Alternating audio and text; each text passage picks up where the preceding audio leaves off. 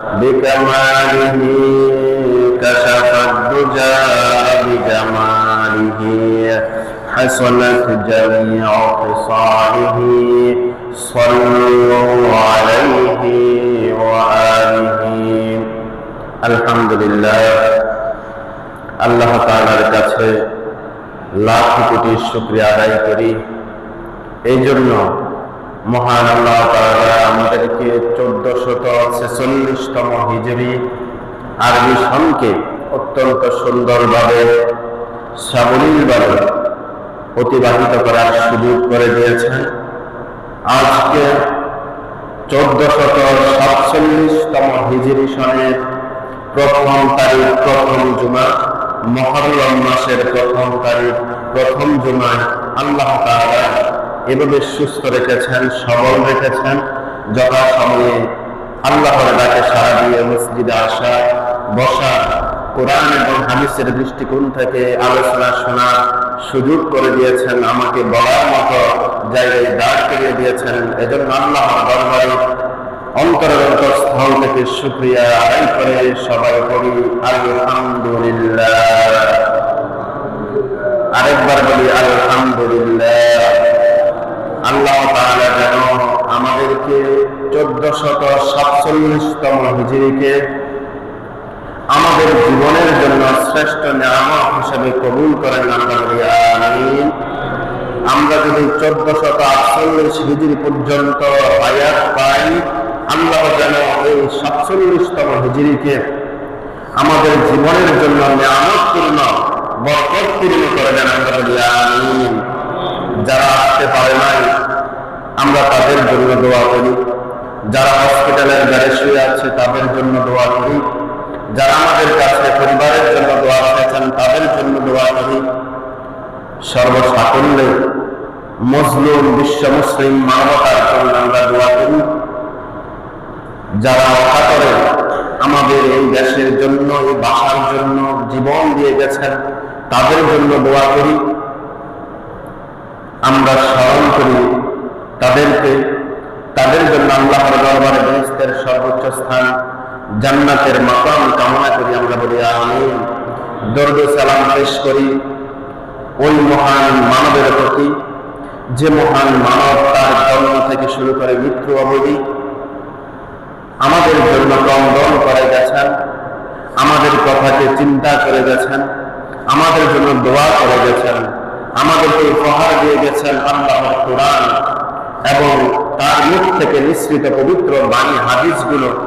আমরা সে মহামানবের প্রতি দরুদ ও সালাম পেশ করে সকলে পড়ি অন্তর্স্থল থেকে সাল্লাল্লাহু আলাইহি ওয়াসাল্লাম। আল্লাহ তাআলা যেন আমাদেরকে রাসূলের সুপারিশপ্রাপ্ত বান্দাদের মধ্যে শামিল করেন। আমরা বলি আমিন। আজকে বছরের প্রথম জুমা। কিছু কিছু ক্ষেত্রে এমন বিষয় আছে যেগুলোতে আল্লাহর কাছে বান্দা চাওয়ার পরে আল্লাহ ফিরিয়ে দেন না। যে বিষয়গুলো এমন হতে পারে, এমন স্থানে হতে পারে, এমন সময় হতে পারে। আজ 1447 হিজরি প্রথম দিন। এই দিনে যদি আমি নিজেকে ওয়াদাবদ্ধ করি, অঙ্গীকারবদ্ধ করি যে আল্লাহ তাআলা, আমি তো আমার জীবনের 28টি বছর পার করেছি, 30টি বছর, 40টি বছর, এভাবে যার যতটি বছর হয়েছে পার করেছি। আমার জীবনে হয়তো জেনে না জেনে ভুল করেছি, সামনে আমি আর ভুল করব না। আল্লাহ, তুমি আমাকে আজকের এই প্রথম দিনের প্রথম জুমায় এখানে বসে তোমার কাছে ওয়াদা করি, আমার অদূর ভবিষ্যতে যতদিন এই দুনিয়ার জীবনে হায়াত পেয়ে বেঁচে থাকবো, তোমার নিয়ামত প্রাপ্ত হব, ততদিন যেন তোমার নিয়ামত প্রাপ্ত বান্দাদের মধ্যে শামিল থাকতে পারি। আল্লাহ, তোমার কাছে এটুকু আমাদের চাওয়া। এভাবে যদি কেউ অন্তরে অন্তরে বলে থাকেন, সে দোয়া দরখাস্ত আল্লাহ তাআলা কবুল করবেন না এমন আমরা বলতে পারি না। তবে আল্লাহ যে কবুল করবেন এই বিষয়ে কোনো সন্দেহ নেই। কারণ যখন কোনো বান্দা আল্লাহ তাআলাকে ডাকে, আল্লাহ তাআলা তার ডাকে সাড়া দেন। এটা আল্লাহ তাআলার ওয়াদা। সুপ্রিয় হাজিরিন, গত জুমায় আমরা এমন একটি বিষয় আপনাদেরকে আলোচনা উপস্থাপন করেছিলাম, কথাগুলো যথাযথভাবে গুছিয়ে বলার সুযোগ হয়নি সময়ের কারণে। সমসাময়িক এই সময়ে বিশ্ব চরাচরের মুসলমানদের এই যে দুরবস্থা, এটার পিছনে এবং মুসলমানদের বিশেষত যে যে জায়গাগুলিতে উন্নতি করার কথা সেখানে কেন অবনতি, এবং মুসলমানেরা আজকের এই সমাজে নিগৃহীত কেন, এগুলোর একটি রিমাইন্ডার আপনাদের সামনে, স্মরণিকা আপনাদের সামনে তুলে ধরেছিলাম। সেখানের মধ্যে কয়েকটি বিষয়ের কিছু কিছু আপনাদেরকে উপস্থাপন করেছি। আজকে সেখান থেকে আপনাদেরকে কিছু মূল্যবান কথা শোনাবো ইনশাআল্লাহ। সুবহানাকা লা ইলমা লানা ইল্লা মা 'আল্লামতানা ইন্নাকা আনতাল আলিমুল হাকীম। আল্লাহ তাআলার কাছে সাহায্য, ভালোবাসা প্রার্থনা চেয়ে শুরু করলাম। আল্লাহ তাআলা আমাদেরকে পবিত্র কোরআনুল কারীমে একটি অত্যন্ত সুন্দর বিষয় অবতারণা করেছেন। আজ আমরা একটা কোরআনের আয়াতকে আপনাদের সামনে উপস্থাপন করি, তারপর আমরা আমাদের আলোচ্য বিষয়ে আপনাদেরকে বিষয়গুলি স্পষ্ট করব ইনশাআল্লাহ। সূরা মুমিনুন 115 নং আয়াতে আল্লাহ তাআলা ইরশাদ করেন, আউযু বিল্লাহি মিনাশ শাইতানির রাজীম, বিসমিল্লাহির রাহমানির রাহিম, আফাহাসিবতুম আন্নামা খলাকনাকুম আবাসান ওয়া আন্নাকুম ইলাইনা লা তুরজাউন। আল্লাহ তাআলা এখানে আমাদেরকে একটি সতর্ক বাণী দিয়েছেন। আফাহাসিবতুম, ও হে মানুষ, তোমরা কি মনে করেছ, তোমরা কি ধারণা করেছ, তোমরা কি এই মর্মে বুঝতে পেরেছ বা এই মর্মে তোমরা কি অনুধাবন করেছ যে কি, যে আন্নামা খালাকনাকুম আবাসা, আন্নামা খালাকনাকুম, তোমাদেরকে সৃষ্টি করা হয়েছে, তৈরি করা হয়েছে আবাসা, অনর্থক, নিরর্থক, উদ্দেশ্যহীন। তোমরা কি এটা মনে করেছ? এটাকে কি তোমরা অনুধাবন করেছ বা এটা তোমরা বুঝে নিয়েছ যে তোমাদেরকে আল্লাহ তাআলা কোন প্রকারের চুক্তি ছাড়া, উদ্দেশ্য ছাড়া সৃষ্টি করেছেন? ওয়া আন্নাকুম ইলাইনা লা তুরজাউন, আর তোমরা কি এটা বুঝো না যে তোমরা তার কাছে ফিরে যাবে? আল্লাহ তাআলা কথাটাকে একটু উল্টো দিক দিয়ে বললেন যে তোমরা কি ওয়া আন্নাকুম ইলাইনা লা তুরজাউন, তোমরা কি মনে করো যে আমার কাছে তোমরা ফিরবে না? এটা কি তোমরা মনে করেছ যে আল্লাহ তাআলার কাছে আমরা ফিরে যাব? আল্লাহ তাআলা আমাদেরকে সে বিষয়ে সতর্ক করছেন, আর আমরা সে বিষয়ে সতর্ক হচ্ছি না। যেমন আল্লাহ তাআলা আমাদেরকে সতর্ক করেছেন, এবার আসুন আমাদের বিষয়ের দিকে একটু ইঙ্গিতবাহী যে আয়াত আছে সেখানে যাই। সেটা কি? আল্লাহ তাআলা সূরা মাইদার মধ্যে 51 নং আয়াতে এবার বলছেন,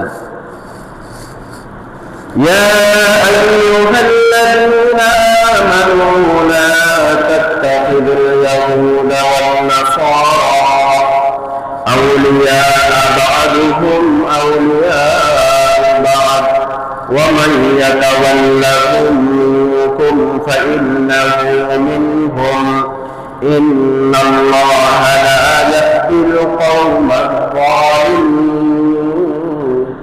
আল্লাহ তাআলা এখানে আমাদেরকে আরেকটু সতর্ক করছেন কি, ইয়া আইয়ুহাল্লাযীনা আমানু, ও হে ইমানদারেরা, ও হে মুমিন বান্দারা, ও হে আমার প্রিয় মাহবুব, তোমরা যারা আমাকে ভালোবাসো, লা তাত্তাখিযু ইয়াহুদা ওয়ান নাসারা, লা তাত্তাখিযু, নিষেধ করছেন আল্লাহ, তোমরা গ্রহণ করিও না আল ইয়াহুদা ওয়ান নাসারা, ইহুদি এবং নাসারা, অর্থাৎ ইহুদি খ্রিস্টান, এই সমস্ত মানুষগুলোকে তোমরা গ্রহণ করিও না আউলিয়া, বন্ধু হিসাবে। বা'দুহুম আউলিয়া বা'দ, পারস্পরিক বন্ধনের মাধ্যমে, পারস্পরিক চুক্তির মাধ্যমে, পারস্পরিক কথার মাধ্যমে তাদের সাথে তোমরা লেনদেন, ভালোবাসা, বন্ধুত্বপূর্ণ আচরণ তোমরা করিও না। সেটা তোমরা কেন করবে না? আল্লাহ তাআলা পরবর্তীতে আমাদেরকে এটার বিষয় বলছেন যে ওয়ামান ইয়াতাওয়াল্লাহু মিনকুম ফাইন্নাহু মিনহুম, যে ব্যক্তি এই আমার কথা থেকে নিজেদেরকে পৃষ্ঠ প্রদর্শন করিয়ে নিয়েছে, অর্থাৎ আল্লাহ বলেছেন ইহুদি, নাসারা, খ্রিস্টান, মজুসি, হিন্দু যারা আছে তাদেরকে বন্ধু হিসাবে গ্রহণ করিও না। যারা এই কথাটাকে বিপরীত করে বন্ধু হিসাবে গ্রহণ করে নেয় তারা তাদের দলভুক্ত হবে, অর্থাৎ মৃত্যুর পরে তারা সেই হিন্দু, বৌদ্ধ, খ্রিস্টান, ইহুদিদের অন্তর্ভুক্ত হবে। ইন্নাল্লাহা লা ইয়াহদিল কওমাল যালিমিন, আল্লাহ তাআলা বলেছেন যারা জুলুম করে, অত্যাচার করে, নিজেদেরকে নিজেরা গৃহীত জাতিতে রূপান্তরিত করে, আমি তাদেরকে তো হেদায়েত দিই না, আমি তাদেরকে কি করি না? হেদায়েত দিই না। আমি আগে আয়াতগুলো আপনাদের সামনে উপস্থাপন করি, তারপরে এগুলোর ব্যাখ্যা আপনাদেরকে দেব ইনশাআল্লাহ। এরপরে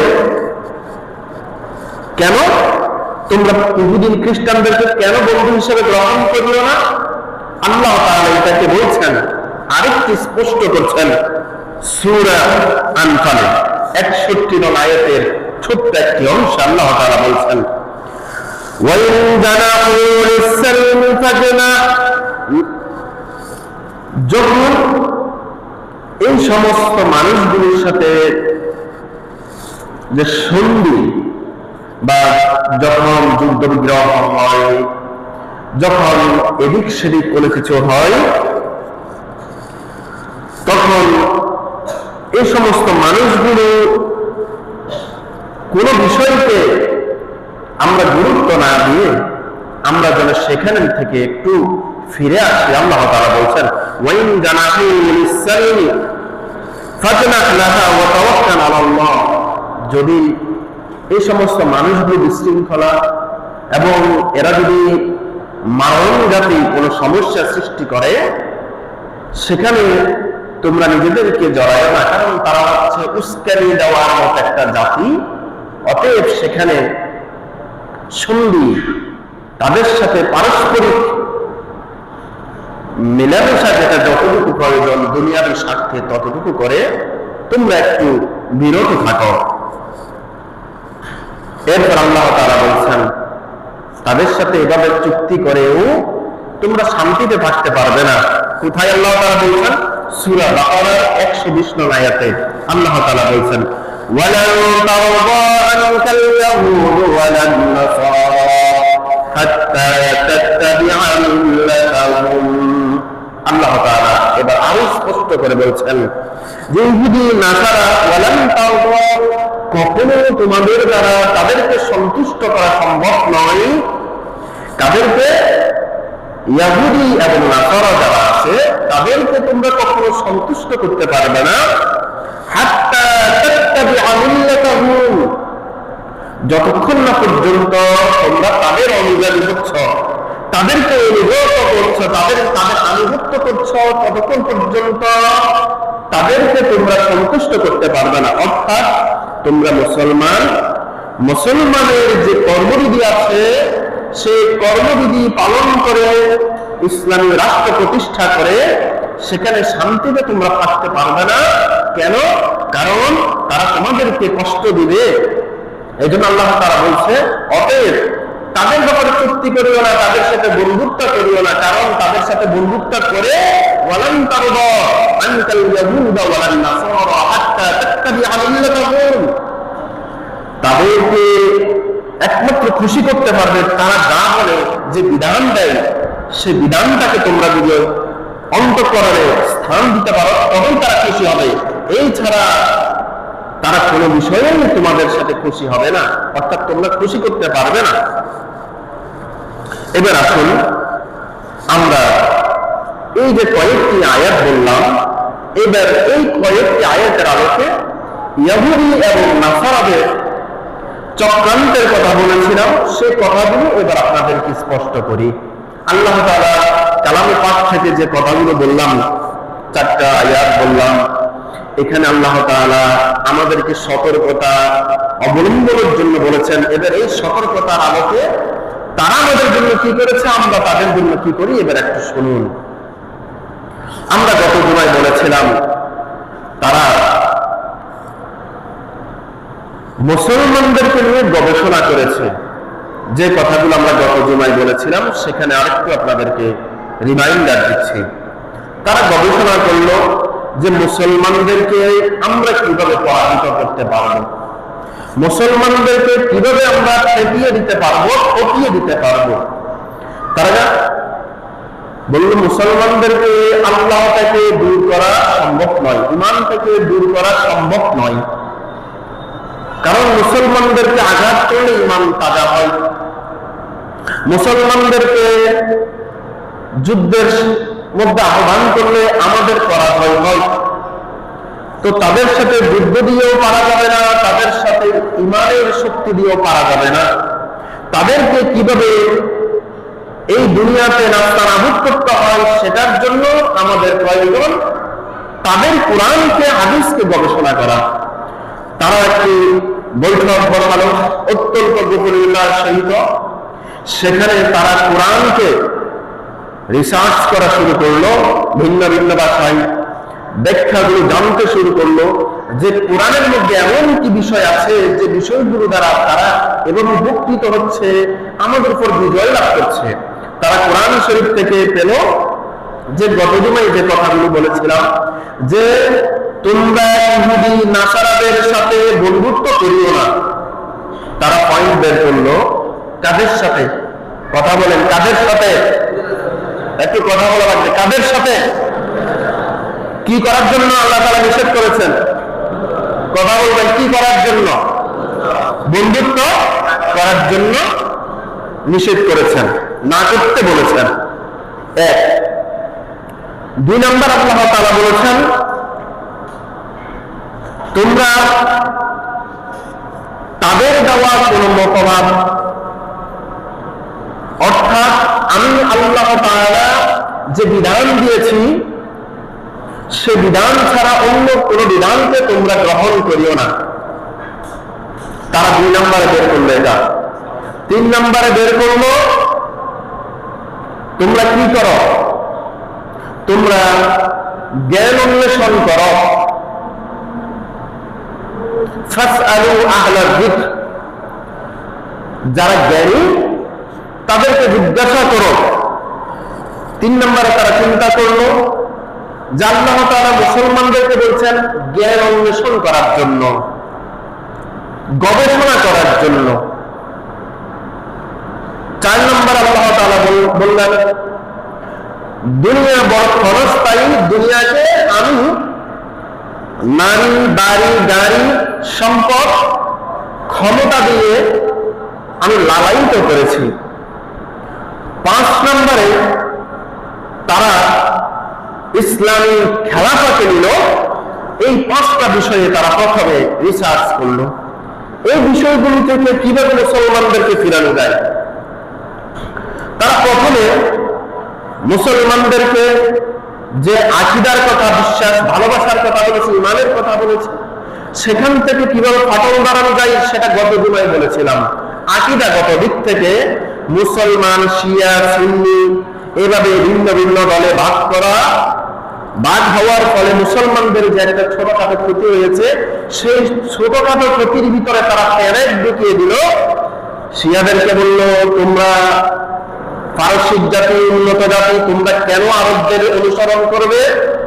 আরবদেরকে দিয়ে বলল তোমরা সারা পৃথিবীতে শাসন করবে, তোমরা কেন পারসিকদের আনুগত্য করবে? দ্বন্দ্ব লাগিয়ে দিল, সৌদি যুদ্ধ হলো। এরপরে খেলাফত ভাগ হয়ে গেল, উমাইয়া, ফাতেমি, ওসমানী, এভাবে তুর্কি, তাতার ভাগ হয়ে গেল। এই জায়গায় তারা সফল। এরপরে তারা এবার চিন্তা করলো, মুসলমানদের যে গবেষকগুলো গবেষণা করে ভিন্ন ভিন্ন জিনিসগুলো আবিষ্কার করে বিশ্বকে তাক লাগিয়ে দিতে লাগলো, আমরা সেখানে প্রবেশ করব সে জ্ঞানের দরজায়। আর আমরা এখন তাদের দরজায় যেভাবে দ্বারস্থ হয়ে আছি, তাদেরকে আমাদের দরজায় দ্বারস্থ করব। সে দ্বারস্থ করার জন্য তারা দীর্ঘদিন যাবৎ চেষ্টা করে গেল। সর্বশেষ হালাকু খানের সেই নিকৃষ্ট কর্মকাণ্ড, যেটা বাগদাদ নগরীকে ধ্বংস করেছে, সেই বাগদাদ নগরী ধ্বংসের পরে সেখানে মুসলমানদের যে সমস্ত কিতাবাদি গবেষণার বইগুলো ছিল সব তারা ইউরোপে চুরি করে নিয়ে গেছে।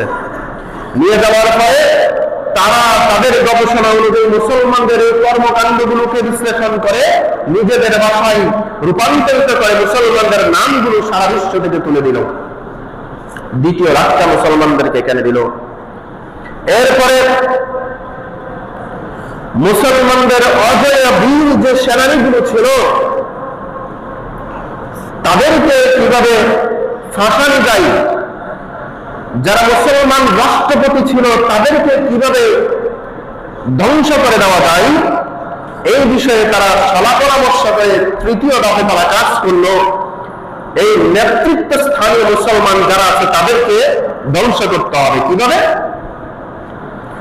তারা ইহুদিরা তাদের সুন্দর সুন্দর রমণীদেরকে প্রশিক্ষণ দিয়ে মুসলমান বানিয়ে, নামটা ওয়াক্তে মুসলমান বানিয়ে ওই রাজা বাদশাদের কাছে লেলিয়ে দিয়ে দিল, ভালোবাসার মধ্যে আসক্ত করাইয়া দিল।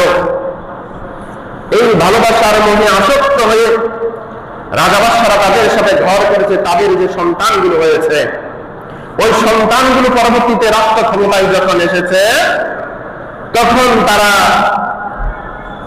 কারণ ইহুদিদের ঘরে যে সন্তান হয় সেটা কখনো মুসলমানদের কল্যাণ চাইবে না। ইহুদিদের ঘরের সন্তান, আল্লাহ তাআলা কোরআনে বলেছেন ইহুদিরা হচ্ছে হিংসুক, ইহুদিরা হচ্ছে যুদ্ধাবাজ জাতি, ইহুদিরা হচ্ছে পৃথিবীর মধ্যে সবচেয়ে বেশি বিশৃঙ্খল জাতি, যারা সদা সর্বদা বিশ্বকে বিশৃঙ্খলা সৃষ্টি করার জন্য পেতে থাকে। এই ইহুদিগুলো নামটা ওয়াস্তে মুসলমান বানিয়ে মুসলমানদের বিভিন্ন রাষ্ট্রের মধ্যে কার্যক্রম চালাতে লাগলো, বাদশাহদের কানে মন্ত্রণা দিতে লাগলো, উজিরদের কানে মন্ত্রণা দিতে লাগলো। এখানে একটা বিষয় খেয়াল রাখা লাগবে, সেটা হচ্ছে এটাই, তুমি বাদশাহ, তোমার উপরে কোন জ্ঞানী কথা বলতে পারবে না, তোমার উপরে কোন আলেম কথা বলতে পারবে না, তোমার উপরে কোন বিজ্ঞানী কথা বলতে পারবে না। তুমি রাষ্ট্র ক্ষমতায় আছো, তুমি রাজা, তুমি সমস্ত কিছুকে কি করবে? শাসন করবে। স্বাভাবিকভাবে রাজা রানীর কথাই এভাবে রাজি হলো। এগুলোই মুসলমানদের কাল ডেকে আনলো। কিভাবে? যখন রাজা তো শিক্ষিত নয়, বা মুসলমানদের প্রধানত বেশি শিক্ষিত না, তার চাইতে যখন অতিরিক্ত শিক্ষিত মানুষ ভিন্ন ভিন্ন পদে আসার সুযোগ সৃষ্টি হলো, তখন উজির অর্থাৎ মন্ত্রীরা, গভর্নরেরা এবং বাদশা স্বয়ং তারা চিন্তা করলো, এরকম জ্ঞানী মানুষ যদি মন্ত্রণালয়ে আসে, কোরআন হাদিস জানা মানুষ যদি গভর্নর হয়, আমাদের তো এভাবে চলাটা বন্ধ হয়ে যাবে। তাহলে এই জ্ঞানী মানুষকে রাষ্ট্রীয় দায়িত্বে আনা যাবে না, বরঞ্চ আমাদের চাইতে কম শিক্ষিত মানুষকে রাষ্ট্রীয় দায়িত্বে আনা লাগবে। এটা হচ্ছে ইহুদিদের চক্রান্ত। সেই চক্রান্ত যদি আপনি আমার বাংলাদেশে দেখেন, পাক ভারত উপমহাদেশে দেখেন, আপনাদেরকে চোখে আঙুল দিয়ে দেখিয়ে দিবে। যখন 1947 সালে ব্রিটিশেরা এই পাক ভারত উপমহাদেশ থেকে বিতাড়িত হলো, তখন তারা কিছু বীজ বলে যেন আমাদের এখানে, সে বীজগুলো কি জানেন? আপনারা কি এখনো ঘুমে না ঘুম থেকে জাগ্রত? আপনাদের বিবেকের কাছে একটা প্রশ্ন। তারা আমাদের এই রাষ্ট্র ক্ষমতাগুলোতে এমন কিছু মানুষকে সুকৌশলে বসিয়ে যাচ্ছে, যাদের দ্বারা ইসলামী খেলাফা প্রতিষ্ঠা হওয়া সম্ভব নয়, এবং যারা থাকলে কোন আলেম জ্ঞানী গুণী বিজ্ঞানী রাষ্ট্রীয় খেলাফাতে অথবা রাষ্ট্রীয় কোন দায়িত্বে আসতে পারবে না, এমন সিস্টেমে তারা আমাদের এই প্রক্রিয়াগুলো সাজিয়ে দিয়ে গেছে। যেমন আপনি আমার এই পাক ভারত উপমহাদেশ 47-এর স্বাধীনতার পরে পাকিস্তান আমলের কথা আপনি দেখেন, সেখানে এমন কিছু মানুষকে তখন নেতৃত্বে আনা হয়েছিল, যে সমস্ত মানুষগুলো প্রকৃতপক্ষে কুরআন হাদিসের ধারক বাহক ছিল না, অথচ এই পাক ভারতের পাকিস্তান এবং ভারতকে ভাগ করা হয়েছিল হিন্দুত্ববাদী একটি রাষ্ট্র হিসেবে ভারতকে, মুসলিম আধিপত্যবাদী একটা রাষ্ট্র হিসেবে পাকিস্তানকে। কিন্তু যাদেরকে ক্ষমতায় বসানো হলো, তারা কেউ ইসলামের পক্ষে শক্তি ছিল না, তারা কেউ ইসলামকে প্রকৃতপক্ষে বুঝতো না, তারা ইসলামী সাম্রাজ্য প্রতিষ্ঠা করার মতো হিম্মত তাদের ভিতরে ছিল না। যাদের ভিতরে হিম্মত ছিল, তাদের কাউকে গভর্নর পর্যায়ে আসতে দেওয়া হয় নাই। এটা ছিল তাদের চক্রান্ত। সেই চক্রান্ত আজ পর্যন্ত স্বাধীনতার পরেও আমার বাংলাদেশের প্রতিটি স্তরে স্তরে লুকায়িত আছে বাবারা ভাইয়েরা। এরপরে আসুন, তারপরে এভাবে মুসলমানদেরকে দিন দিন বসিয়ে দেওয়া হচ্ছে। আমি এগুলো অনেক আগের, আজ থেকে 500, 700, 1000 বছর আগের কথা বলতেছি। এরপরে আসুন, যখন কোন মুসলমান রাষ্ট্র, যেটাকে আমরা সামরিক শক্তি বলি, সেই সামরিক শক্তিতে যখন কোন মুসলিম রাষ্ট্র এগিয়ে গেছে, আবার ইহুদিদের চক্রান্ত সামরিক দিক থেকে মুসলমানদেরকে পরাজয় বরণ করানো লাগবে। কিভাবে? তারা মুসলমানেরা সামরিক অস্ত্র যেগুলো এখন বর্তমানে আমরা ব্যবহার করি, এগুলো সব কিছুর গবেষক হচ্ছে মুসলমানেরা, ছিল মুসলমানেরা, কিন্তু এটাকে উল্টে দেওয়া হয়েছে। মুসলমানদেরকে মুসলমান রাষ্ট্রগুলোতে যে সময় এই সামরিক প্রশিক্ষণগুলো এবং সামরিক অস্ত্রগুলো যখন বানানো শুরু করলো, তখন ইহুদিরা চক্রান্ত করে কিভাবে মুসলমানদের ভিতরে ঢুকলো দেখেন। তারা মুসলমানদের এই সামরিক কূট কৌশল জানার জন্য তারা মুসলমান সাজলো, সেজে সামনে সামনে মুসলমানদের সমস্ত কিছু তারা করতে লাগলো। এখন মুসলমান শাসকগণ স্বাভাবিকভাবে যে বেশি কাজ করতেছে, যে তার অনুগত্য করতেছে, তাকে সামনে আসার সুযোগ করে দিল। মূলত এগুলো সবগুলো ইহুদিদের চক্রান্ত ছিল, ইহুদিদের দালাল ছিল। তারা আসলো, তারা দেখলো, শিখলো, এরপরে মুসলমানদের কোথায় কোথায় দুর্বলতা আছে তা বের করলো। এভাবে মুসলমানদেরকে আস্তে আস্তে দুর্বল করে দিল এই জায়গায়। এরপরে আসেন, যখন বিশ্বে পরাশক্তি হিসাবে ইরাক দাঁড়ানোর জন্য সচেষ্ট হলো, সাদ্দাম যখন ঘোষণা করলো মধ্যপ্রাচ্যে তেল আমার, স্বর্ণলঙ্কার আমার, সামরিক শক্তিতে আমরা সারা, আমেরিকা, রাশিয়া, তোমাদেরকে আমরা তেল দিয়ে তোমাদেরকে আমরা সমৃদ্ধ করতেছি, আমরা নিজেরা এবার সামরিক প্রশিক্ষণ যেমন আমরা নিজেরা করব, তেমনি আমরা অস্ত্র নিজেরা বানাবো। এটা যখন বলল, তখন আমেরিকা সাদ্দামকে কি করেছে আপনারা দেখেছেন। তাকে বসিয়ে দিল, এমন বসিয়ে দিল যেটা পৃথিবীর ইতিহাসে শুধুমাত্র আমরা জানি যে সাদ্দামকে বসিয়ে দেওয়া হয়েছে এক নায়কতন্ত্রের কারণে। মূলত বিষয় এটা ছিল না। মূলত বিষয় ছিল সাদ্দাম বলেছে আমাদের তেল ব্যবহার করে তোমরা অস্ত্র বানাও, সে অস্ত্র আমাদেরকে দিয়ে বলতেছ তোমরা যেটা বলবা যেভাবে বলবা সেভাবে অস্ত্র চালাবো, এটা আমরা পারবো না, আমরা নিজেরা অস্ত্র বানাবো। সেটা মুখে বলছে, মুখে বলার পরে সেটাকে ধ্বংস করে দিছে।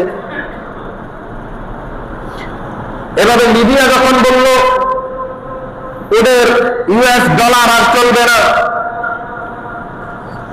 এই আমেরিকাকে উন্নত রাষ্ট্র আর বলবে না, 15 বছর পরে একমাত্র লিবিয়া হবে বিশ্বের পরাক্রমশালী রাষ্ট্র এবং তার মুদ্রা হবে পৃথিবীর শ্রেষ্ঠ মুদ্রা।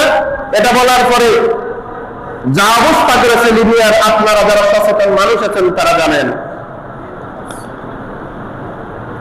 এভাবে বর্তমানে ইরান তারাও বলল আমরা তোমাদের কর্তৃত্ববাদী আচরণ মানি না, তোমরা সবকিছুতে কর্তৃত্ব করবা, তোমরা অস্ত্র বানাবা, সে অস্ত্র আমাদেরকে দিবে, আমাদেরকে দিয়ে বলবা তোমরা যেভাবে বলবা সেভাবে চালাবো। তো তাহলে আমাদের রাষ্ট্রের আর নিরাপত্তা কোথায়? তো তারা যখন নিজেরা বানানো শুরু করলো, আমেরিকা যদি নিজেরা পারমাণবিক অস্ত্র বানায় এতে কোনো আপত্তি নেই, ইরান কেন পারমাণবিক অস্ত্র বানাবে এটাতে তার নিষেধাজ্ঞা। ইসরায়েল আমাদের 3 পার্বত্য অঞ্চলের মতো এরকম একটা রাষ্ট্র, এতটুকু একটা আয়তনের রাষ্ট্র, সে পারমাণবিক অস্ত্র বানাবে তাতে তার আপত্তি নাই। আমাদের পাকিস্তান কেন পারমাণবিক অস্ত্র বানাবে তাতে তার আপত্তি। দেখেন অবস্থা কোথায়, অবস্থা বাবারা ভাইয়েরা কোথায় সেটা আপনাদেরকে বুঝা লাগবে।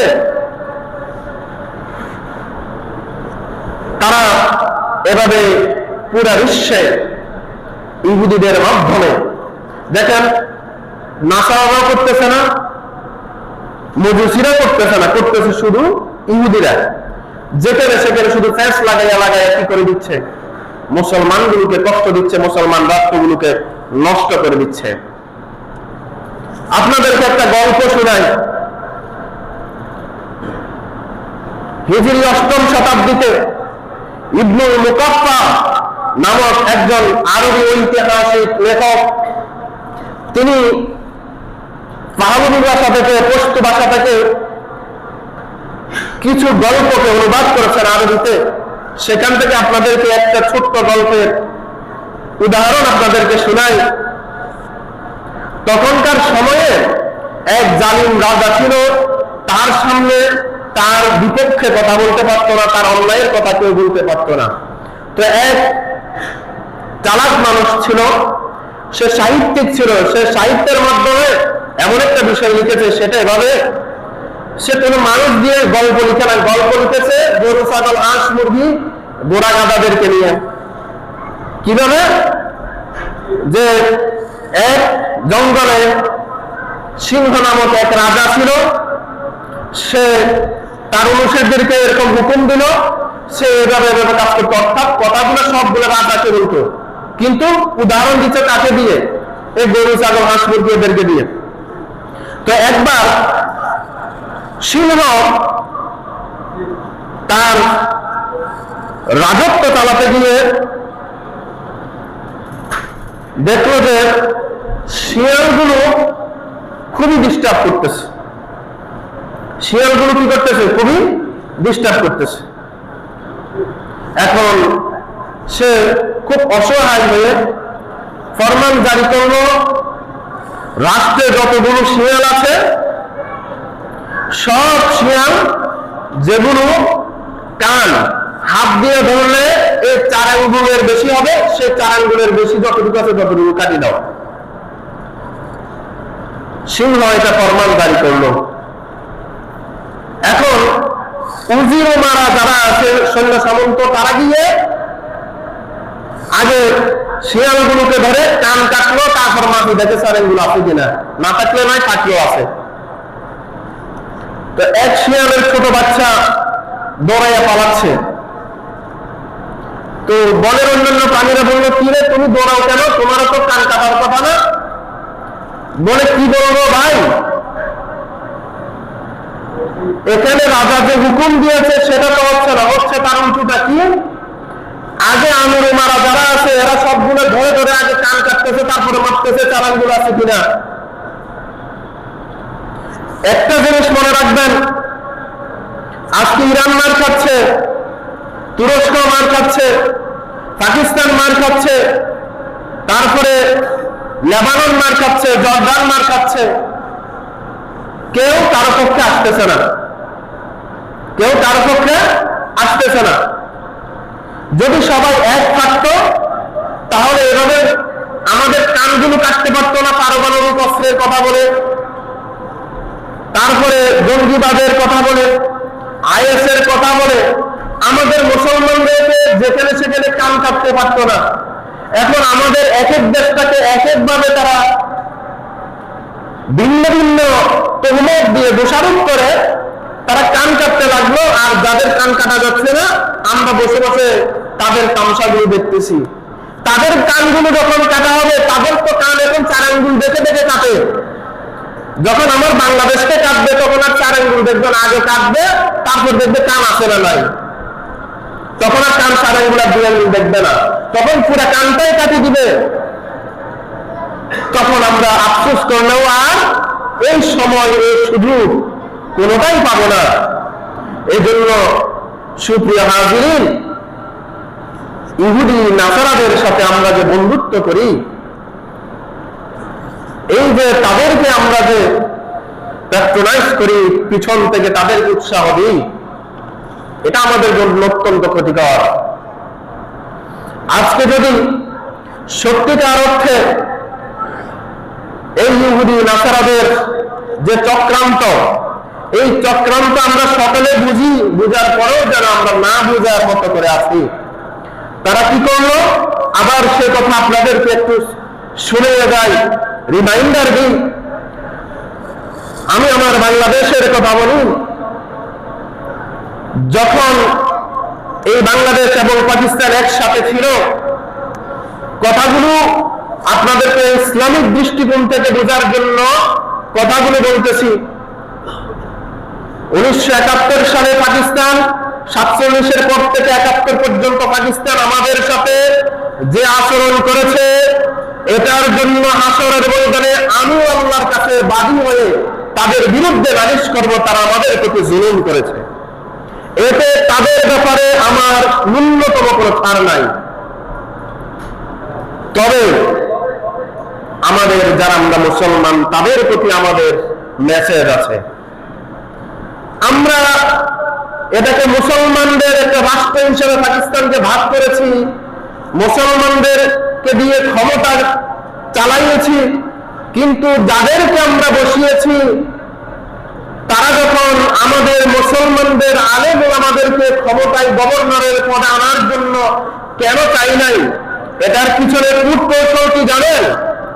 আমাদেরকে ভাগ করে দিল রন্ধ্রে রন্ধ্রে, তখন ইহুদি নাসারাদের চক্রান্ত ছিল, এখনো আছে। ভাগ করার পরে দেখেন, কথা ছিল ওটা যেমন হিন্দুত্ববাদী রাষ্ট্র হিসেবে কিভাবে প্রতিষ্ঠা হবে, তা আমরা তো মুসলমান আদর্শবাদী রাষ্ট্র হিসেবে প্রতিষ্ঠা হওয়ার কথা, তাই না? যুক্তিতে তাই বলে না, কিন্তু কেন হলো না? প্রয়োজন ছিল যখন 47-এ ভাগ হয়েছে, ভারত কয়েক বছরের ভিতরে তাদের সংবিধান প্রণয়ন করেছে, কিন্তু পাকিস্তান কেন পারে নাই? কারণ কি জানেন? কারণ আমাদের মুসলমানদের অন্তরের ভিতরে এক একজনকে এক একভাবে ওই সমস্ত ব্রিটিশেরা এমন কিছু বীজ রোপণ করে দিয়েছে, যেটার মাধ্যমে আমরা পারি না। সেটা কি? সেটা হচ্ছে হিংসা। যারা রাষ্ট্র ক্ষমতায় নেতৃত্ব যেদিন দিয়েছিল, তারা মনে করেছে আমরা নেতৃত্ব দিয়েছি, আমরাই সর্বে সর্বা, আমরাই সেরা, আমরাই শিক্ষিত, আমরাই গুণী, আমরা সব বুঝি। কিন্তু তাদের চাইতে রাষ্ট্র কল্পনীয় বেশি বুঝেন ওই সমস্ত আলেম আমাদেরকে একজনকেও সেদিন সেখানে নেওয়া হয় নাই। এটাই ছিল আমাদের পতনের কারণ। এরপরে যে সমস্ত মানুষগুলো মুসলমান অথচ মুসলমান রাষ্ট্র পরিচালনা করে, সেখানে কোরআনটাই হওয়ার প্রয়োজন ছিল আমাদের সংবিধানের প্রধান মূলনীতি। সেখানে আমরা মূলনীতিগুলো করেছি ব্রিটিশদের অনুকূলে, আমেরিকার অনুকূলে, ভিন্ন মুসলিম ভিন্ন অন্য রাষ্ট্রগুলোর সংবিধান এনে আমরা সেগুলোকে পরে সে আলোকে আমরা সংবিধান সংশোধন করেছি, পরিমার্জন করেছি। কিন্তু আমাদের মুসলমান আলেম ওলামা তখন হাজারে হাজারে থাকা সত্ত্বেও তাদের কাউকে সেই সংবিধান প্রণয়নের জন্য একটাবারের জন্য আমরা সেদিন বলি নাই। দোষটা ছিল আমাদের। কেন? কারণ সেদিন যদি ওই বৃদ্ধ মানুষদেরকে, আলেম ওলামাদেরকে যদি সেদিন বসানো হতো, তাহলে যারা রাষ্ট্রকল্প পরিচালনা করেছে এরা কেউ রাষ্ট্রকল্প পরিচালনা করতে পারত না, এরা কেউ রাষ্ট্র পরিচালনা করার উপযুক্ত ছিল না। যেমন আমাদের স্বাধীনতার পরে হয়েছে, আমাদের দেশে এখনো এমন মানুষ আছে, কিয়ামত পর্যন্ত থাকবে, যাদেরকে রাষ্ট্রের কর্তৃত্ব দিলে, রাষ্ট্রভার দিলে, সমাজের দায়িত্ব দিলে সমাজ এমন সুন্দরভাবে পরিচালিত হবে, এটা আমরা সকলে বুঝি। কিন্তু তাদেরকে দিলে এই কারণে কোনো না কোনো এক জায়গায় তো আমি তার কাছে কি হয়ে যাব, আটকে যাব।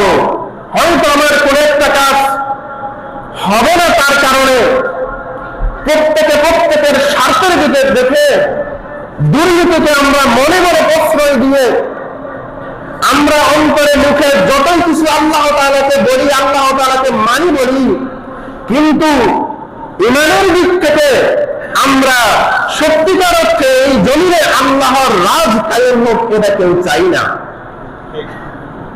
এটা কেউ চাই না। যেভাবেই বলেন, মনে কষ্ট এনে বললেও বলেন, খুশি হয়ে বললেও বলেন, কারণ এই জায়গাটা কারো তোষামোদি করার জন্য দেওয়া হয় নাই আমাকে, এই জায়গাটা কারো পা চাপার জন্য দেওয়া হয় নাই আমাকে, আবার কারো মনোরঞ্জন করার জন্য দেওয়া হয় নাই আমাকে। কণ্ঠ দিয়ে আপনাদেরকে বিনোদিত করে আপনাদের পকেটগুলো হাতিয়ে নেওয়ার জন্য আমাকে এখানে দাঁড় করানো হয় নাই। আপনারা হয়তো জানেন না, এখানে যে আমি দাঁড়িয়েছি, যতটা জুমা করেছি, প্রত্যেকটা জুমার জন্য আমাকে আল্লাহর দরবারে দাঁড়িয়ে দাঁড়িয়ে হিসাব দিতে হবে। আর আপনারা সেই হিসাবগুলো আমার থেকে নিয়ে নেবেন। আপনাদের থেকে আমি হিসাব নিতে পারবো না। কেন জানেন? কারণ যে উপরে থাকে তাকে আগে হিসাব দিতে হবে, তার অবস্থান যারা আছে তাদের জন্য সে কি করেছে। আমরা আমাদের যোগ্য বিজ্ঞ মানুষগুলোকে সমাজের প্রতিটি স্তরে অবহেলা করি, সে অবহেলার ফল আজ পর্যন্ত ভোগ করতেছি, আজ পর্যন্ত ভোগ করতেছি, ভোগ করে যাব। এটা আমাদের কপাল, এটা আমাদের ভাগ্য। তারা আমাদের অন্তরে, তারা নাই, তারা আমাদের অন্তরে এমন বীজ বপন করে দিয়ে গেছে। ব্যক্তি আমার চাইতে যোগ্য যদি এই জায়গায় কেউ আসে, সেটা আমি পছন্দ করি না। কেন জানেন? কারণ আমার তো খেতাবো তার থাকবে না, আমি তার প্রতি থাকবো না, ওটা আমার অন্তরে কাজ করবে। আমি মানুষ, আমি আমার কথা বলি, আমি আমার কথা বলি, কারণ আমি এই জায়গাটাকে অনেক ভয় করি। আমি কণ্ঠ উঁচু করে সুন্দর করে মনোরঞ্জন করার জন্য কোরআন তেলাওয়াত করতে পারি না। এজন্য যখন আল্লাহু আকবার বলে নিয়ত বাঁধি, সমস্ত মুসল্লিদের দায়িত্ব আমি কাঁধে নিয়ে আল্লাহু আকবার করে আমি নিয়তটা বাঁধতেছি, অথচ আমার আমল ঠিক আছে কিনা, আমার ইমান ঠিক আছে কিনা, আমি তখন সেই ভয়ে অত্যন্ত পেরেশান থাকি। আপনাদেরকে হৃদয়ের কথাটা বললাম, কারণ এই দায়িত্বগুলো হচ্ছে এত কঠিন। কারণ এই জায়গাতে আল্লাহ রাসূল দাঁড়িয়ে কথা বলেছেন, সেখানে আমাকে দাঁড় করিয়ে দিয়েছেন প্রতিনিধিত্ব করার জন্য, অথচ সেই প্রতিনিধিত্ব করার কোন যোগ্যতা, কোন এমন কোন অভিজ্ঞতা আমার কাছে নাই। এখানে আমার চাইতে আপনারা যারা বসে আছেন, জ্ঞানের দিক থেকে, ইমানের দিক থেকে, আমলের দিক থেকে আল্লাহর কাছে সন্নিকটস্থ মানুষ হিসেবে অনেক বেশি ভালো আছেন। তারা সকলে পার পেয়ে যাবেন, আমি সেদিন পার পাবো না। সেদিন এই কোরআনের যে আয়াতগুলি দিয়ে আপনাদেরকে কথা বলেছি, এগুলো দাঁড়িয়ে দাঁড়িয়ে আমাকে ধরবে যে তুমি কেন এই আয়াত দিয়ে এই কথা বলেছ, তুমি কেন সেদিন মসজিদে অমুকের ভয়ে বা কর্তৃত্ব হারানোর ভয়ে, মিম্বরের দাঁড়ানো এই জায়গাটা হারানোর ভয়ে কেন এই কথাটা বলো নাই। বাবারা ভাইয়েরা, যা কিছু বলি আল্লাহর ভয় থেকে, যা কিছু বলি নিজেকে বাঁচানোর জন্য বলি, আপনাদেরকে বাঁচানোর জন্য বলি। আল্লাহ তাআলা যেন আমাদেরকে এই ধরনের এমন মনোমানসিকতার মানুষ করেন, যে মনোমানসিকতার মানুষ করলে পরে আমরা আমাদের ব্যক্তিত্বকে ভুলে যাব, আমরা আল্লাহর সম্মানকে সমুন্নত করতে পারবো।